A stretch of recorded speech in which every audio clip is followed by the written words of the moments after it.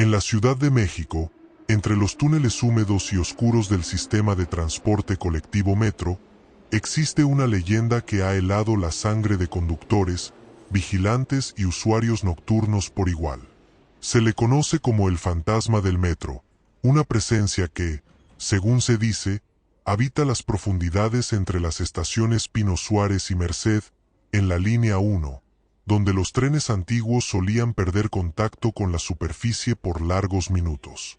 Todo comenzó en 1975, cuando la red del metro todavía era joven y el bullicio de la ciudad apenas empezaba a llenar los túneles recién inaugurados. Durante la madrugada del 3 de marzo, el conductor Ramiro Sánchez, encargado del último tren de la jornada, reportó algo extraño. Mientras avanzaba hacia Merced, las luces del túnel comenzaron a parpadear y la radio se llenó de interferencia. Ramiro juró haber visto, en la oscuridad, la silueta de una mujer vestida de blanco parada justo al borde de las vías. Pensó que era una alucinación causada por el cansancio. Pero al llegar al final de la línea y revisar los vagones, notó algo que lo dejó sin palabras. En el tercer vagón había huellas de zapatos mojados, como si alguien hubiera estado caminando por el pasillo y se desvanecieran a mitad del suelo. Los superiores no creyeron su historia. Dijeron que probablemente era condensación o algún goteo del techo. Sin embargo, al día siguiente, otro conductor, Julio Navarro, hizo un reporte idéntico, una figura femenina, con el cabello cubriéndole el rostro, de pie junto a los rieles en el mismo tramo del túnel. Y otra vez, huellas húmedas dentro del tren vacío. A partir de ese momento, los empleados comenzaron a evitar los turnos nocturnos en esa ruta. Algunos aseguraban que el fantasma se subía al tren, caminaba lentamente por los vagones, y luego desaparecía justo antes de llegar a la estación Isabel la Católica. Los rumores se intensificaron cuando, semanas después, una mujer fue encontrada muerta en las vías del metro Pino Suárez. Nunca se supo su identidad, y su cuerpo estaba tan dañado que no pudo ser reconocido. Se dijo que podría ser la misma mujer del túnel, atrapada entre el mundo de los vivos y los muertos. Desde entonces, cada año, en los primeros días de marzo, los trabajadores del metro afirman que los sensores de movimiento detectan actividad en túneles cerrados al público, y que se oyen pasos, murmullos y el sonido de una respiración agitada en los vagones vacíos. Una noche, en 1982, un guardia llamado Ernesto Calderón grabó con su grabadora portátil un sonido que le heló la sangre. Una voz femenina repitiendo entre susurros: «No me dejes sola». Al escuchar la grabación, se dice que Ernesto renunció al día siguiente, sin recoger siquiera su pago. Y es precisamente en la historia de aquel guardia donde comienza la parte más oscura de esta leyenda. Ernesto Calderón llevaba más de 7 años trabajando como guardia nocturno en el metro Pino Suárez, una de las estaciones más antiguas y transitadas del sistema. Era un hombre escéptico, acostumbrado a los rumores que corrían entre los empleados sobre apariciones o ruidos extraños en los túneles. Pero todo cambió la noche del 5 de marzo de 1982, cuando decidió comprobar por sí mismo lo que llamaban la maldición del túnel 4. A las 2:37 de la madrugada, Ernesto se encontraba haciendo su ronda habitual. Caminaba por el pasillo de mantenimiento que conecta Pino Suárez con Merced, un tramo angosto y húmedo, donde la señal de radio desaparece y el eco se multiplica. Llevaba consigo una linterna, su radio y una pequeña grabadora portátil, una de esas que usaba para registrar reportes. El silencio era absoluto, hasta que un leve golpe metálico resonó a lo lejos, como si una piedra hubiera caído sobre los rieles. Ernesto apuntó con la linterna hacia el sonido, pero no vio nada. Dio unos pasos más, y fue entonces cuando escuchó claramente el paso de tacones en el concreto húmedo. Uno tras otro, lentos, arrastrados, acercándose. «¿Quién anda ahí?», gritó, su voz reverberando por el túnel. No hubo respuesta, solo el eco, y luego un susurro apenas perceptible. No me dejes sola. El guardia retrocedió, encendió la grabadora y dejó que el aparato registrara el sonido. Durante varios segundos solo se escuchó su respiración entrecortada, el chisporroteo de la electricidad y de nuevo, la voz. No me dejes sola. Ernesto salió corriendo, subió las escaleras y abandonó su puesto. A la mañana siguiente, entregó la grabadora a su supervisor, quien, al escuchar la cinta, no pudo explicar de dónde provenían aquellos susurros. Intentaron reproducir el audio varias veces en la oficina, pero en cada reproducción el sonido era diferente. Primero una voz triste, luego un llanto, y en la última reproducción, un grito desgarrador que hizo temblar las ventanas del cuarto. Los técnicos del metro, intrigados, analizaron la cinta. Determinaron que la frecuencia del sonido no correspondía a ninguna voz humana. Pero lo más aterrador fue que en el espectrograma se distinguía una forma borrosa, similar al rostro de una mujer mirando hacia la cámara. Después de aquel suceso, el túnel fue cerrado temporalmente por mantenimiento. Oficialmente, se dijo que era por una falla eléctrica, pero los empleados sabían la verdad. Desde esa fecha, el tramo entre Pino Suárez y Merced quedó marcado por la superstición. Algunos conductores aún afirman que el sistema de control de trenes muestra, de vez en cuando, un vagón fantasma moviéndose a baja velocidad por los túneles, aunque no haya ningún tren registrado en circulación. Dicen que ese vagón es conducido por el alma de la mujer que murió en las vías, o por algo mucho peor. Y una noche de 1991, un conductor llamado Rubén Salgado tuvo el valor, o la desgracia, de verlo con sus propios ojos. Era la madrugada del 12 de julio de 1991 cuando el conductor Rubén Salgado, con más de 10 años de experiencia en el metro de la Ciudad de México, recibió la orden de realizar un recorrido técnico por la línea 1, desde Observatorio hasta Pantitlán. Aquel trayecto, que normalmente se hacía con luz plena y ruido de miles de pasajeros, esa noche estaba envuelto en un silencio sepulcral. Eran las 2:15 de la mañana, y Rubén avanzaba con lentitud, revisando el sistema eléctrico desde su cabina. Todo parecía normal hasta que el tablero comenzó a mostrar una lectura imposible. Tren 081 circulando entre Merced y Pino Suárez. Rubén frunció el ceño. Él era el único operador en toda la línea. No había ningún tren programado para esa hora. Intentó comunicarse por radio, pero solo escuchó interferencia estática. Decidió continuar, aunque algo en su interior le pedía dar marcha atrás. Al entrar en el túnel rumbo a Pino Suárez, el aire se volvió más frío, y una neblina espesa empezó a filtrarse desde las rendijas de ventilación. De pronto, a lo lejos, vio una luz tenue, como los faros de otro tren aproximándose. «Imposible», murmuró. La luz se acercaba lentamente, pero sin sonido alguno. No se oía el rugido de los motores ni el rechinar de las ruedas. Era como si el tren flotara sobre los rieles. Cuando las luces cruzaron frente a él, Rubén lo vio con claridad. Un vagón gris, antiguo, cubierto de polvo, con los cristales empañados. Dentro, podía distinguir siluetas humanas, personas inmóviles, de pie, mirando al frente, con los ojos completamente negros. El conductor intentó detener su tren, pero los frenos no respondían. Pasó junto al vagón espectral y sintió una presión insoportable en el pecho, como si alguien invisible lo observara desde dentro. Y justo cuando el vagón fantasma desapareció en la oscuridad, una mujer vestida de blanco apareció en medio del túnel, a pocos metros de la cabina. Rubén giró bruscamente el freno de emergencia, pero al hacerlo, la figura se desvaneció como humo. Temblando, avisó por radio que había visto un tren sin registro y una persona en las vías. Cuando llegaron los supervisores minutos después, no encontraron nada. ni huellas, ni marcas de frenado, ni señal de otro convoy. Rubén pidió que revisaran las cámaras de seguridad. Sin embargo, en la grabación solo se veía su tren deteniéndose bruscamente, y una sombra blanca que cruzaba el túnel en dirección contraria, deslizándose sobre el suelo sin tocarlo.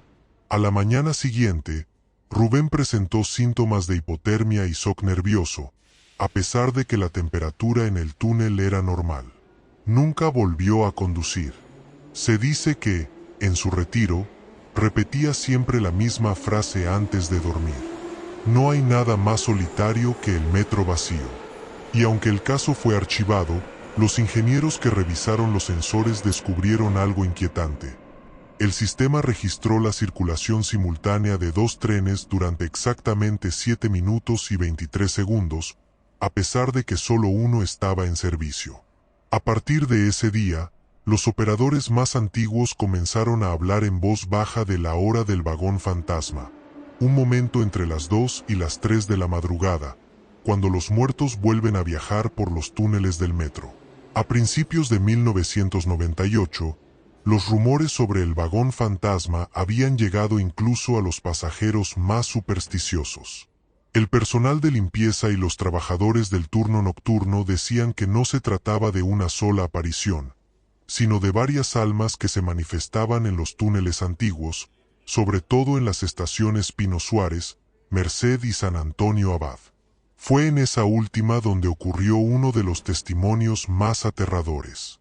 La empleada Marta Galindo, encargada de asear los andenes al final del servicio, relató lo que vivió la noche del 14 de mayo de 1998. Eran las 12:45 de la mañana, y el último tren acababa de pasar. Marta estaba sola, con su cubeta y su escoba, cuando vio por el rabillo del ojo que una persona se sentaba en una de las bancas del andén. Era un hombre vestido con un traje oscuro, un maletín sobre las rodillas y una postura encorvada. Parecía cansado, como si esperara el siguiente tren. «Señor, ya no hay servicio», le dijo Marta sin levantar mucho la voz. El hombre no respondió. Permaneció inmóvil, mirando hacia los rieles. Molesta, la mujer se acercó para pedirle que se retirara. Fue entonces cuando el hombre giró lentamente la cabeza hacia ella, y Marta soltó la escoba. Su rostro era una superficie lisa, sin ojos, sin boca, sin nariz, solo piel pálida extendida sobre donde debería haber rasgos humanos. El maletín cayó al suelo y se abrió solo, mostrando en su interior una fotografía antigua y ennegrecida, en la que se veía una mujer con vestido blanco de los años 70 y el letrero del metro Merced al fondo. Marta gritó y corrió hacia la salida, pero cuando volvió con el vigilante, el banco estaba vacío. El maletín había desaparecido y, sin embargo, la fotografía estaba tirada junto a la escoba. Los guardias la conservaron como prueba, pero cuando intentaron archivarla en la oficina de objetos perdidos, la imagen se borró lentamente hasta quedar completamente en blanco. Desde entonces, muchos aseguran que, en las últimas horas del servicio, se puede ver al pasajero sin rostro sentado en el andén, siempre en el mismo lugar, siempre mirando el túnel. Con el paso de los años, la administración del metro intentó suprimir la leyenda, reemplazando cámaras, cerrando accesos y pintando los muros. Pero cada cierto tiempo, los sensores de movimiento detectaban una figura humana moviéndose por zonas donde no debería haber nadie. Incluso, en 2003, un grupo de técnicos reportó que durante una revisión del túnel entre San Antonio Abad y Pino Suárez, encontraron huellas humanas sobre el polvo de los rieles, aunque la zona llevaba más de 20 años clausurada. Lo más inquietante fue que las huellas no terminaban ni comenzaban. Simplemente aparecían, como si alguien hubiera emergido del suelo o regresado a él.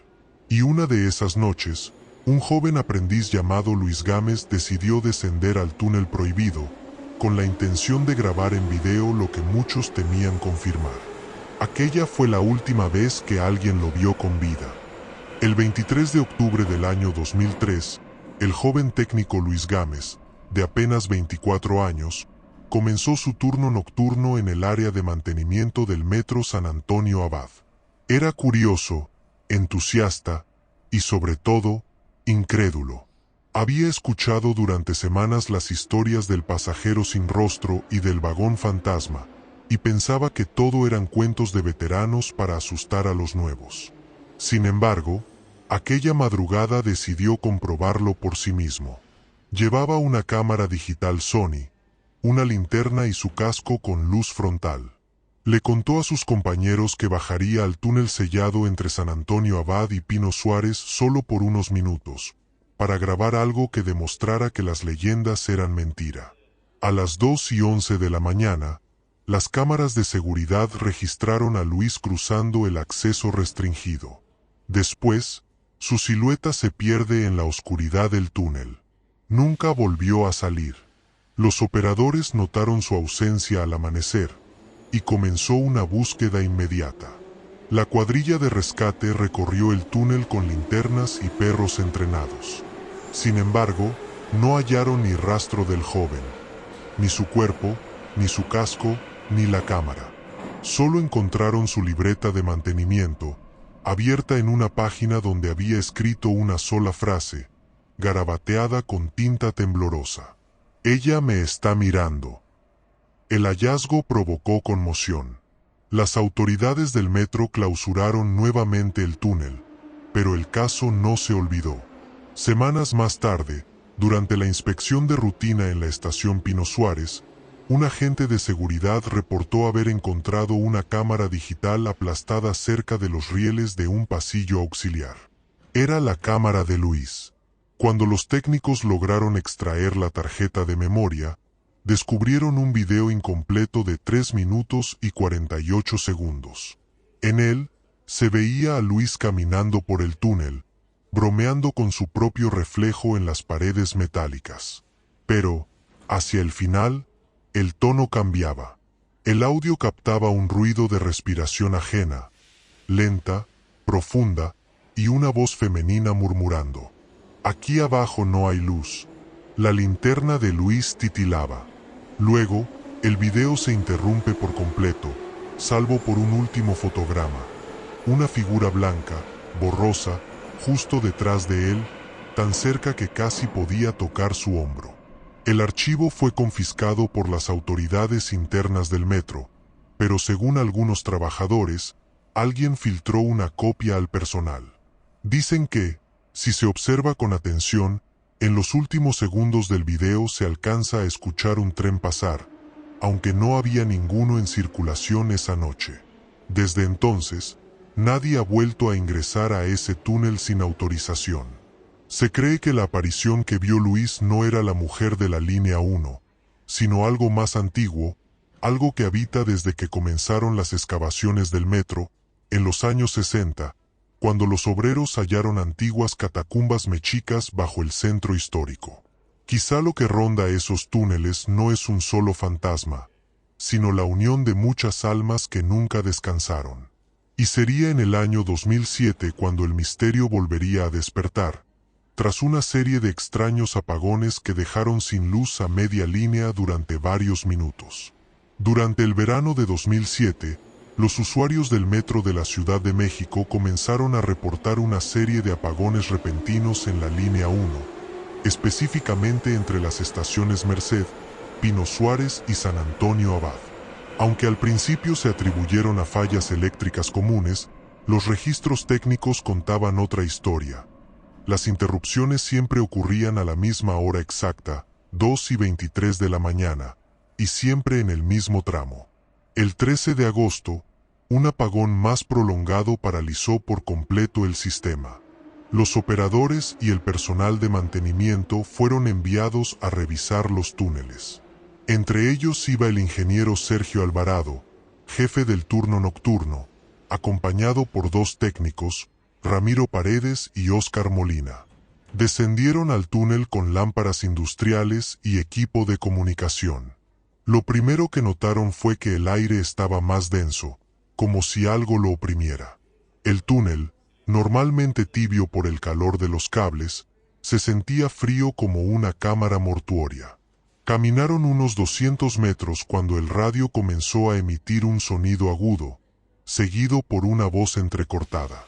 «No me dejes sola». El ingeniero creyó que era una interferencia, pero uno de los técnicos gritó: «Jefe, mire eso». A unos metros frente a ellos, las luces de las linternas iluminaban lo imposible. Un vagón abandonado, oxidado, con el número 081 pintado en un costado. Pero ese número correspondía al tren que había desaparecido de los registros 16 años antes, el mismo que Rubén Salgado había reportado en 1991. El vagón estaba cubierto de polvo, sin ruedas, con las puertas abiertas de par en par. Los tres hombres se acercaron lentamente. En el interior, el suelo estaba lleno de huellas frescas, como si alguien hubiera caminado descalzo momentos antes. «Debe ser una broma», murmuró Ramiro, intentando reír. Entonces, algo dentro del vagón golpeó con fuerza una ventana, como si alguien la hubiera golpeado desde adentro. Las linternas parpadearon, y la voz volvió, más clara esta vez. «No me dejes sola, no me dejes sola». El pánico los hizo correr, pero solo Sergio logró llegar al punto de acceso. Cuando el personal de rescate descendió minutos después, el vagón ya no estaba, y los dos técnicos habían desaparecido. Durante días, se realizaron búsquedas intensas. No se hallaron cuerpos, ni herramientas, ni huellas de escape. Lo único encontrado fue una lámpara industrial encendida, apoyada sobre las vías, alumbrando una pared donde alguien había escrito con carbón una frase incompleta. «Ella no está sola». El ingeniero Sergio fue internado en un hospital por shock nervioso. Nunca volvió a hablar del tema. En entrevistas posteriores solo repetía: «Ese tren no debería existir. Nadie lo construyó. Nadie lo maneja». Desde entonces, los apagones cesaron misteriosamente, pero cada aniversario del incidente, el 13 de agosto, los sensores del metro detectan una lectura fantasma, como si un tren invisible recorriera los túneles entre 2:23 y 2:30 de la madrugada. Los operadores ya saben, cuando las luces parpadean, es mejor no mirar por la ventana del vagón. Porque dicen que, si lo haces, podrías ver un rostro blanco mirándote desde el túnel, pidiéndote que no la dejes sola. Y en 2014, un periodista curioso se atrevió a romper el silencio, decidido a investigar lo que los trabajadores del metro temían mencionar siquiera. El año 2014, el periodista Héctor Montalvo, redactor del periódico El Heraldo de la Ciudad, publicó una nota titulada «Los fantasmas del metro, mito o realidad». En el artículo, Héctor relataba testimonios de conductores, vigilantes y limpiadores, pero su intención real no era promover el misterio, sino desmentirlo. Sin embargo, lo que comenzó como un reportaje sensacionalista terminó convirtiéndose en una investigación que casi le cuesta la cordura. El 9 de marzo, Héctor obtuvo un permiso especial para recorrer los túneles clausurados del metro, acompañado por un camarógrafo y un técnico de iluminación. El grupo descendió por una entrada de mantenimiento cerca de Pino Suárez, a las 2 de la mañana. El periodista llevaba consigo una cámara profesional y una grabadora de voz. Todo transcurrió con normalidad durante los primeros minutos. Héctor narraba su experiencia, bromeando ante la cámara, mientras describía la humedad, el olor a óxido y los murales ocultos que quedaban bajo los muros del metro. Pero cuando llegaron al tramo que conectaba con Merced, las lámparas empezaron a fallar. El técnico comentó que las baterías se descargaban más rápido de lo normal. De pronto, un sonido metálico reverberó desde el fondo del túnel, como si un tren se aproximara. El camarógrafo giró su lente hacia el ruido, y en el monitor pudo verse una luz tenue acercándose. «Debe ser un tren de prueba», dijo Héctor, aunque el permiso indicaba que no había circulación a esa hora. Pero lo que emergió de la oscuridad no fue un tren moderno. Era el mismo vagón gris, antiguo, con las ventanas empañadas y los faros titilando. Se detuvo frente a ellos, sin emitir un solo sonido. El camarógrafo, temblando, grabó mientras Héctor se acercaba con cautela.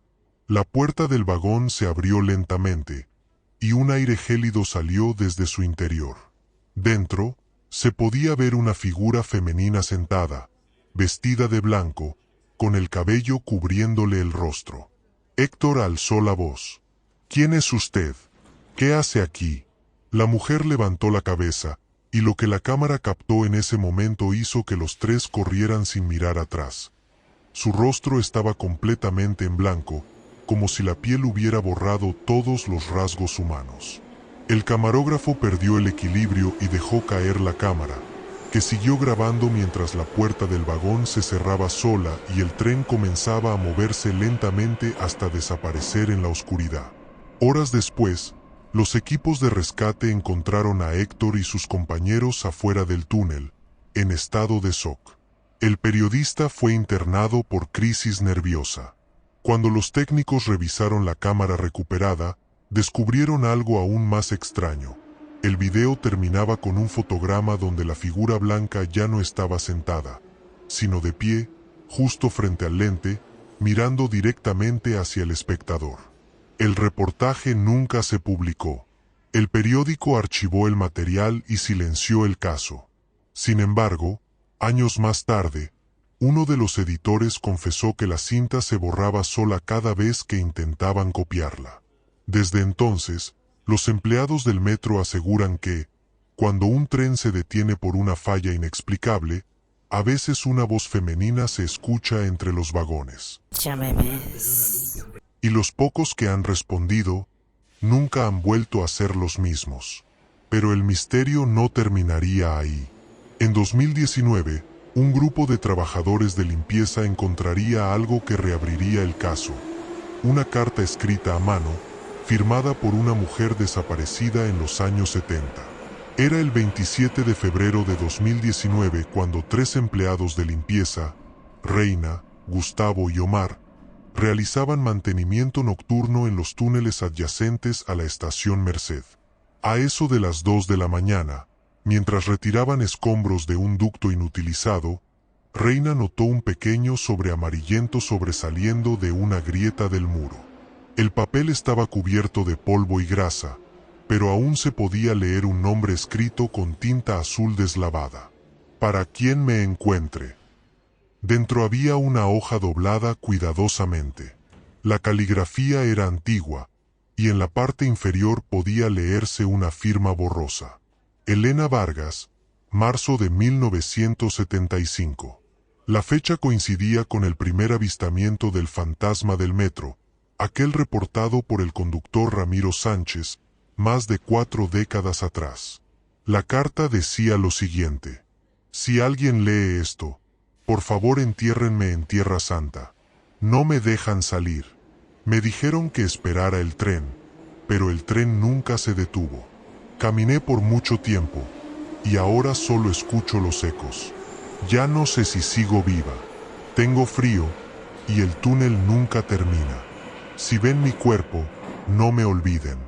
No quiero estar sola». Reina, temblando, mostró la carta a sus compañeros. Los tres decidieron entregarla a un supervisor, pero cuando regresaron al lugar exacto donde la habían hallado, la grieta había desaparecido, cubierta por una capa sólida de concreto.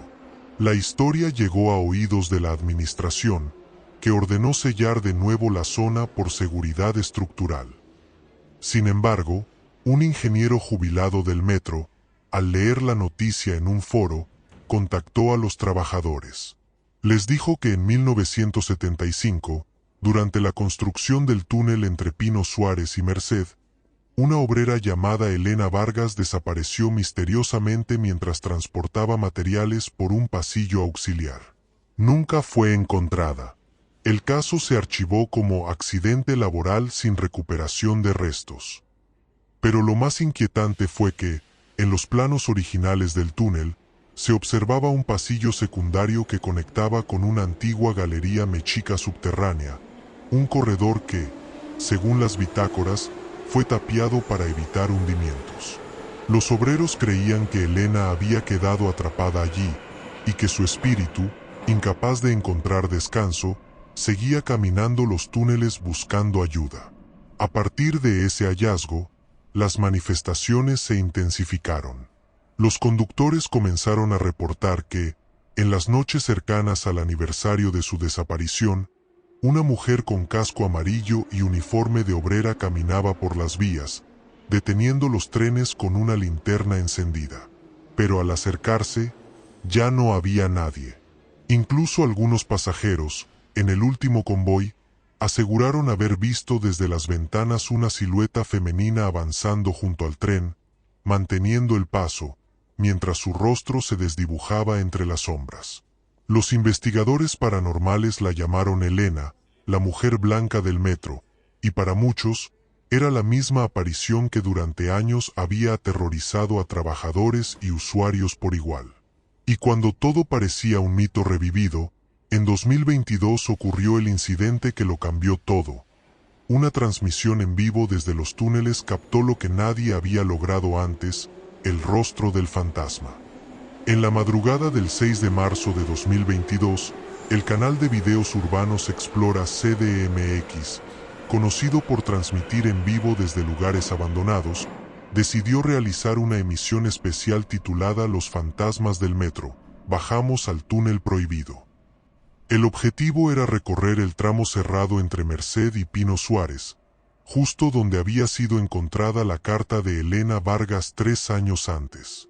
El grupo estaba compuesto por 4 jóvenes exploradores urbanos: Lalo, el presentador; Mara, la camarógrafa; Iván, técnico de sonido; y Fede, encargado de la iluminación.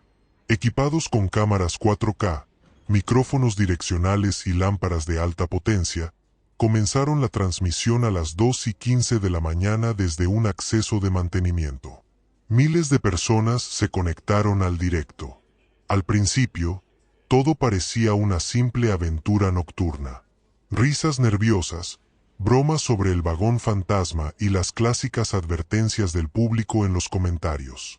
Pero a los 30 minutos, los espectadores notaron algo que los exploradores no veían: una sombra blanca siguiendo al grupo a varios metros de distancia.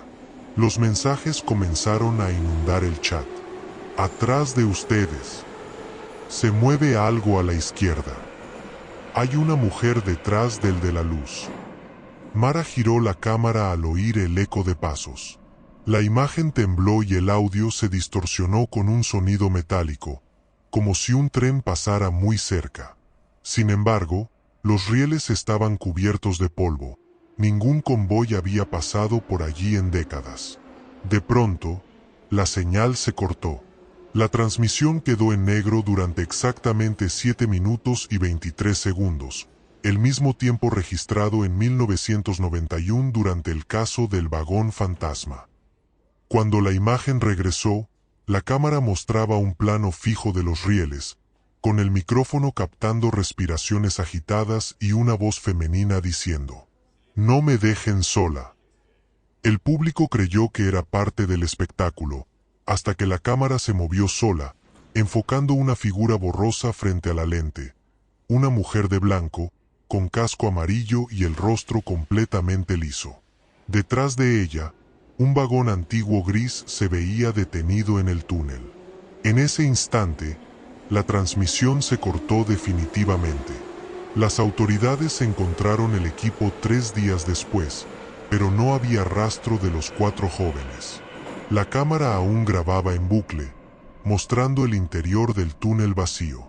En el último cuadro visible se distinguía algo perturbador: 4 sombras humanas de pie dentro del vagón gris, mirando hacia afuera, como si esperaran que alguien los viera. El canal Explora CDMX fue eliminado de todas las plataformas pocas horas después del hallazgo. Las copias del video fueron retiradas de internet, pero algunos usuarios que lo habían descargado afirmaron que, al reproducirlo, el audio contenía una voz adicional, susurrando nombres completos que coincidían con los de los desaparecidos. Después de ese incidente, El gobierno clausuró permanentemente el túnel entre Merced y Pino Suárez, declarando la zona inaccesible por riesgo estructural. Pero los empleados del metro saben la verdad. Cada año, entre el 3 y el 6 de marzo, los sensores de movimiento se activan solos, las cámaras muestran niebla dentro de los túneles. Y una frecuencia desconocida interfiere las radios con una frase repetida una y otra vez. Sigo aquí, no me dejen sola. Y así, medio siglo después del primer avistamiento, el espíritu de Elena Vargas sigue vagando entre los trenes del subsuelo, atrapada en un bucle eterno de oscuridad y metal. Pero algunos creen que su alma no está condenada, sino retenida por algo más antiguo que ella misma, algo que nació con los túneles, mucho antes de que el metro existiera. El 8 de marzo de 2023, exactamente un año después de la desaparición del equipo de Explora CDMX, los operadores del turno nocturno en la estación Pino Suárez reportaron un suceso imposible. A las 2:07 de la mañana, los sensores indicaron la llegada de un tren al andén número 2, pero no había ningún convoy programado a esa hora. Las cámaras de seguridad captaron algo inquietante. Un vagón antiguo, color gris, con el logo del metro borrado por el óxido, entrando lentamente a la estación. Se detuvo con un chirrido metálico, las puertas se abrieron solas, y una voz femenina se escuchó por los altavoces, aunque el sistema de audio estaba apagado. Próxima estación. Olvido. El jefe de estación, Eduardo Ramírez, creyendo que se trataba de una falla técnica, bajó a revisar. Al acercarse, notó que del interior del vagón emanaba una neblina densa y fría. Las luces parpadeaban, y dentro alcanzó a ver a una mujer sentada al fondo, vestida con uniforme de obrera, el mismo que se usaba en los años 60 durante la construcción del metro. En su casco, aún podía leerse con letras desgastadas, E. Vargas. Ramírez relató después, con la voz quebrada, que la mujer lo miró directamente y le habló con serenidad. ¿A dónde van los que se pierden bajo tierra? Antes de que pudiera responder, las puertas se cerraron de golpe. El tren comenzó a moverse, pero sin emitir el clásico sonido de arranque. Más bien, se deslizaba, como flotando. Avanzó lentamente hacia el túnel y desapareció, sin que los sensores registraran su salida. Desde esa noche, el sistema del metro de la Ciudad de México mantiene un protocolo no oficial. A las 2:07 de la mañana, ningún tren debe permanecer detenido entre Merced y Pino Suárez. Los operadores aseguran que, si lo hacen, escuchan una voz en la radio repitiendo la misma frase. Próxima estación. Olvido.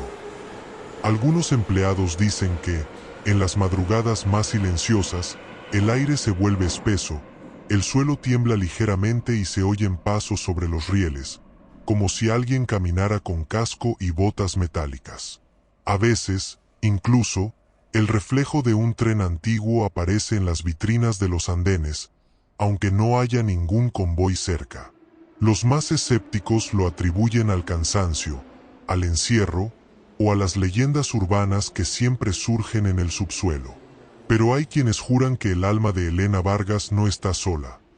Dicen que el vagón gris recoge cada año a nuevas almas que se aventuran demasiado cerca del túnel maldito, sumándolos a su eterno recorrido entre las sombras. Los pocos que aseguran haber visto pasar ese tren lo describen igual. Sin conductor, sin pasajeros visibles, solo un resplandor blanquecino en las ventanas y un eco metálico que se desvanece lentamente, como un suspiro atrapado entre las paredes.